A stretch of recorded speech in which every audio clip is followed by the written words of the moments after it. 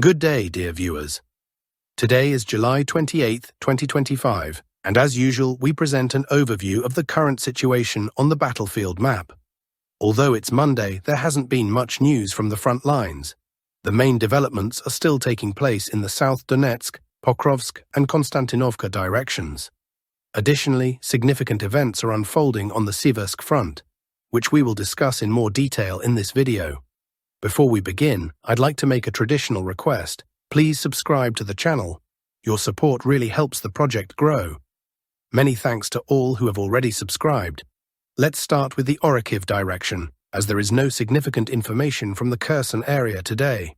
We move to the Orikhiv section of the front, where fierce battles continue near the village of Mala Tokmachka.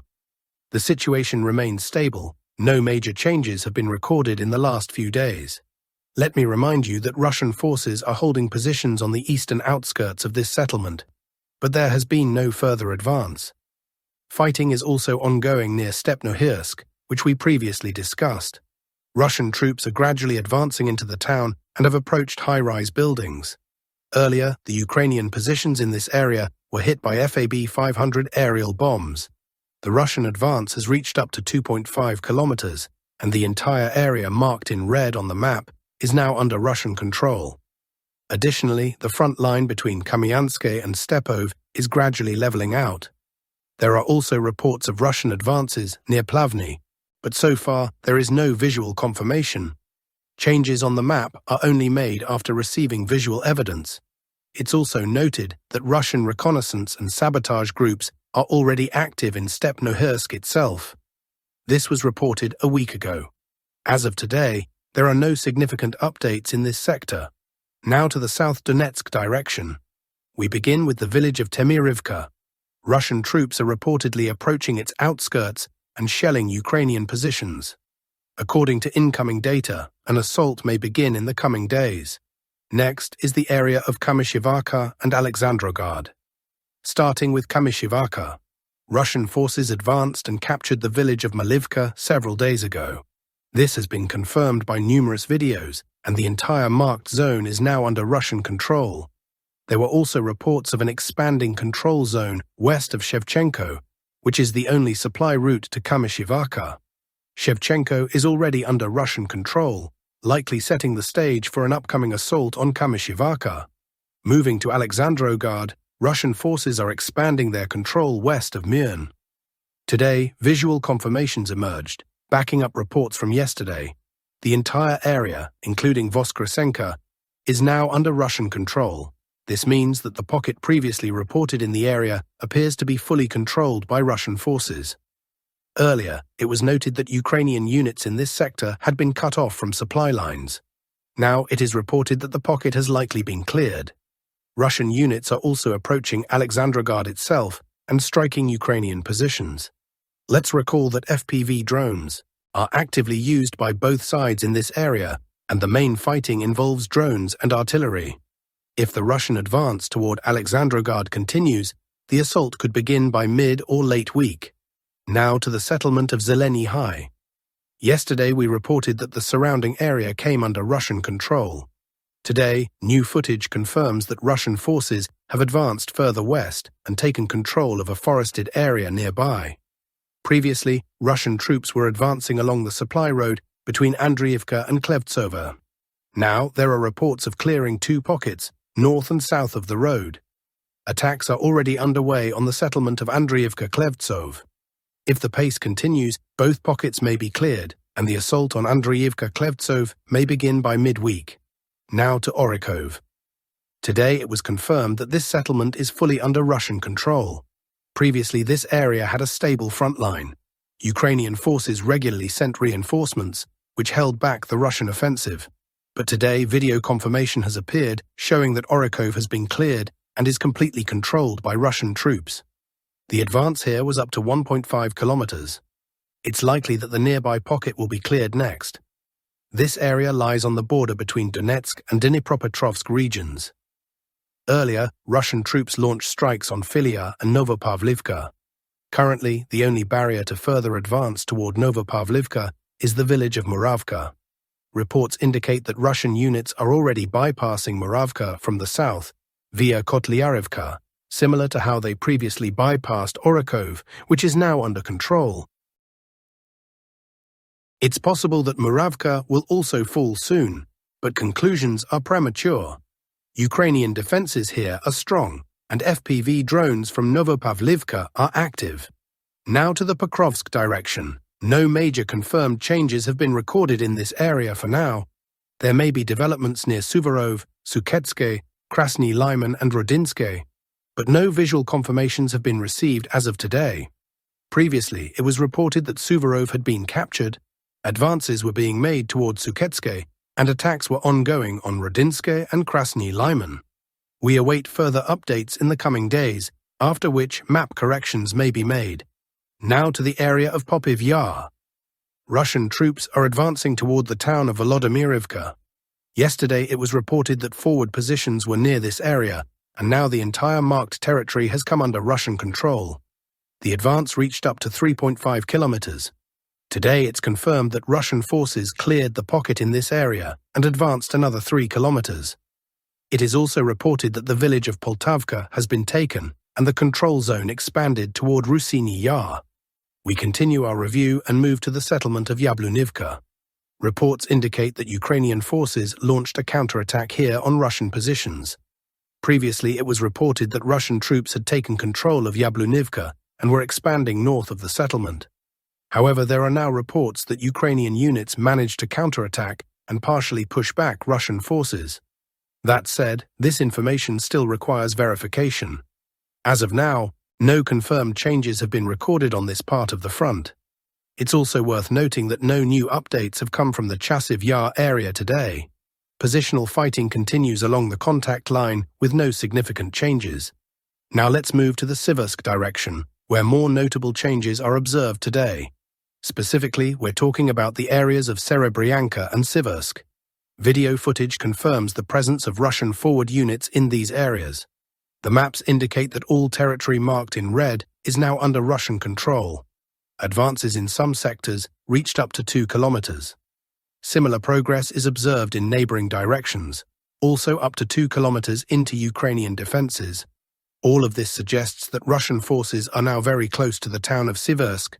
Although the Ukrainian army has strong defensive lines here, including a network of fortified areas, the situation is gradually shifting in favor of the attackers. On the map, these fortification lines are marked in yellow. Given the current momentum, it is likely that Russian troops will aim to clear the entire pocket in this area, followed by either an outflanking move or a direct assault on Siversk. However, as previous experience shows, Russian forces typically avoid frontal assaults on heavily fortified areas. For example, during the attempted assault on Verkhnyo-Kamyanskoye, Russian troops suffered heavy losses and subsequently redirected their advance, bypassing the settlement from the south. A similar scenario is likely with Siversk. The most probable option is an outflanking maneuver, either from the north or the south, through a network of trenches and defensive lines.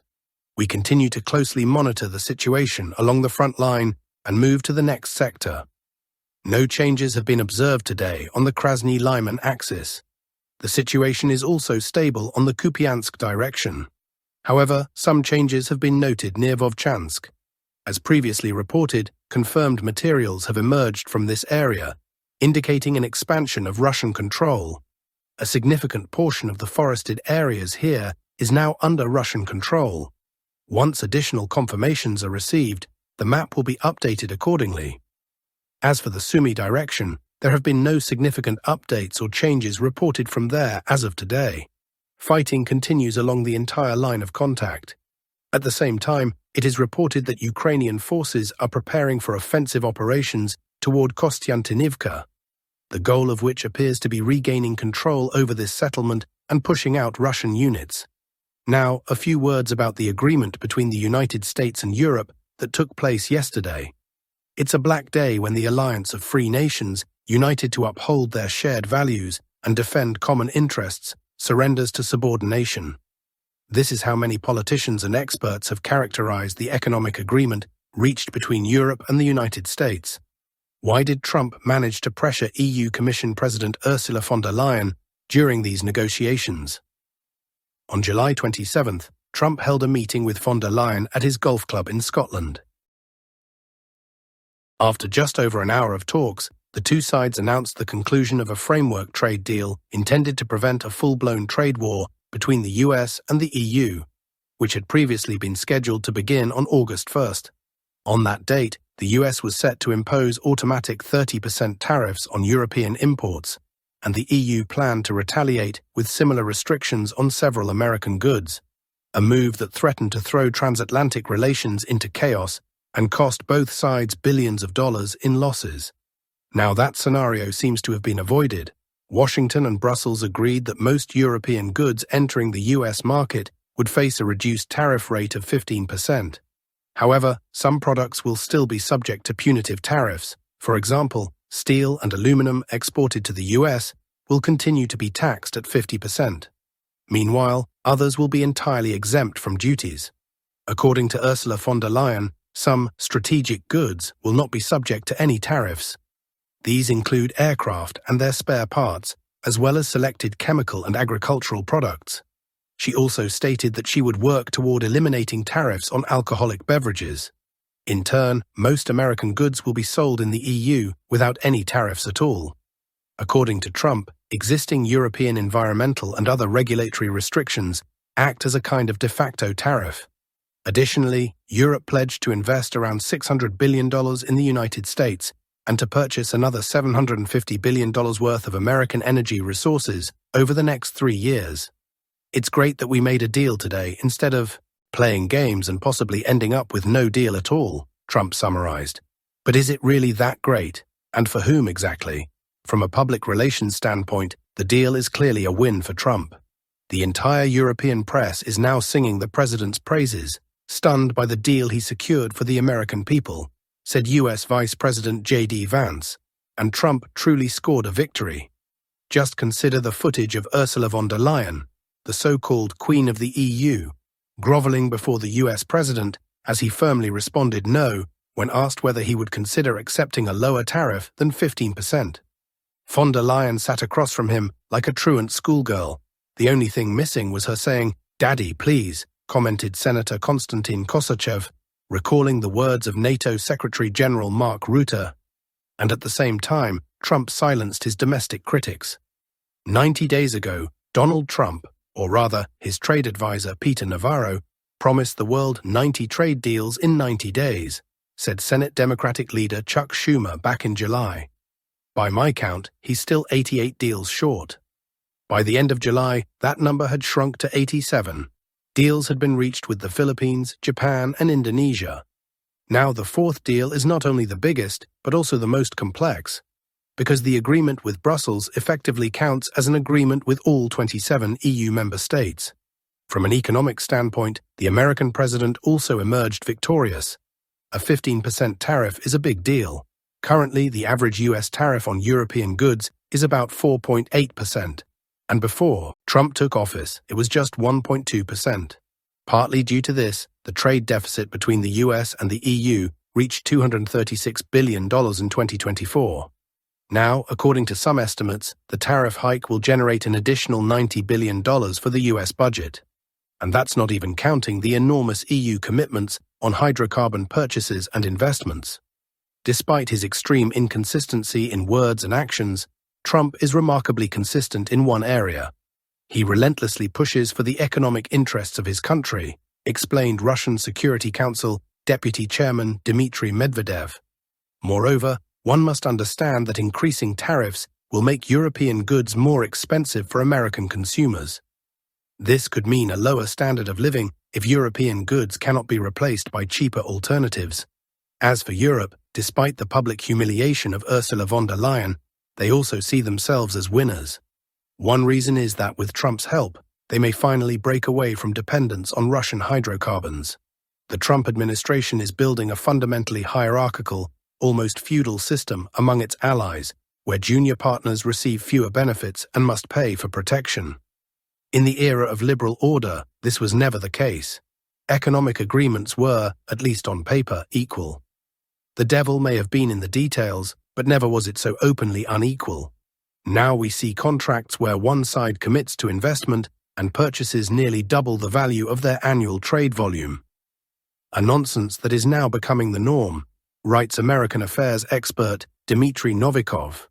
That concludes today's update. Thank you all for watching. See you next time.